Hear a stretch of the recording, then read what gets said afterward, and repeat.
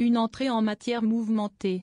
Si sa nomination au gouvernement Bayrou a été une surprise, plus ou moins bien reçue, Manuel Valls doit déjà s'atteler au brûlant dossier de son ministère des Outre-mer. Entre Mayotte dévastée par le cyclone Chido et la chute du gouvernement local en Nouvelle-Calédonie, la tâche démarre sans échauffement pour l'ancien Premier ministre. Dans un entretien accordé à Outre-mer la première ce jeudi, le ministre des Outre-mer a annoncé se rendre à Mayotte, en compagnie de François Bayrou et d'autres membres du gouvernement.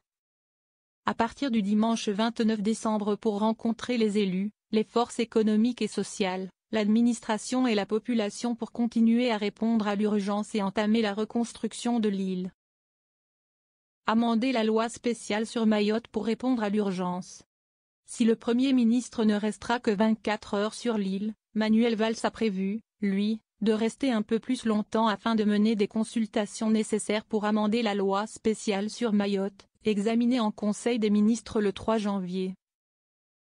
Et rendre ce texte le plus utile possible pour répondre à l'urgence de la situation.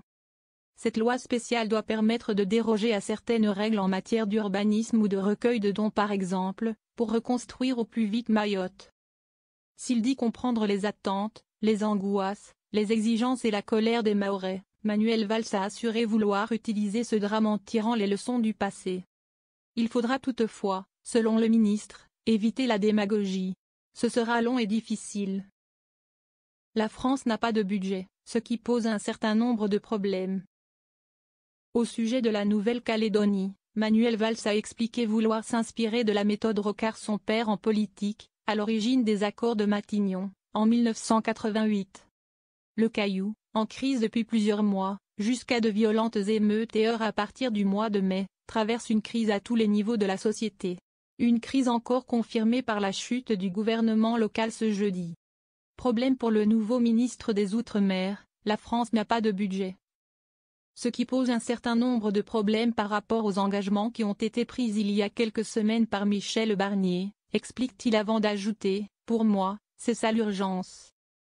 L'urgence de remettre les loyalistes et les indépendantistes à la table des discussions et dessiner un chemin commun selon le nouveau ministre. Sortir d'une sorte d'infantilisation des territoires ultramarins. Interrogé sur la vie chère, le grand problème des Outre-mer, Manuel Valls a rappelé que des engagements ont été pris et qu'il faut qu'ils soient mis en œuvre. Un protocole visant à faire baisser les prix de 20% sur 6000 références, engagé en octobre en Martinique, devait entrer en vigueur le 1er janvier prochain. Mais la chute du gouvernement Barnier a tout remis sur la table. Il faudra sans doute aller plus loin, indique Manuel Valls. Selon lui, les Outre-mer sont un atout pour la France dans bien des domaines, il faut sortir d'une sorte d'infantilisation vis-à-vis des territoires ultramarins. Et redéfinir le lien entre l'État et ces territoires ultramarins. Ce n'est pas seulement une question institutionnelle, c'est une manière de faire. Je souhaite que, nous fassions la démonstration d'un changement de méthode. Un couvre-feu instauré en Nouvelle-Calédonie. Ce vendredi, le Haut-Commissariat de la République a annoncé l'instauration d'un couvre-feu de 1h à 6h du matin pour la nuit de la Saint-Sylvestre et le 2 janvier dans les principales communes de Nouvelle-Calédonie. Un couvre-feu appliqué à Nouméa et dans les communes avoisinantes, selon un arrêté publié ce vendredi. Une décision prise au regard du contexte que connaît le territoire depuis plusieurs mois, au bilan tragique de l'insécurité routière ces dernières semaines.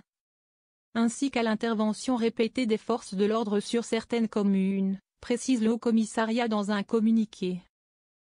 Sont concernées les 4 communes de l'agglomération nouméenne, Nouméa, Le Mont-d'Or-Doumbéa et Païta, où les rassemblements sur le domaine public sont également interdits depuis le mois de septembre.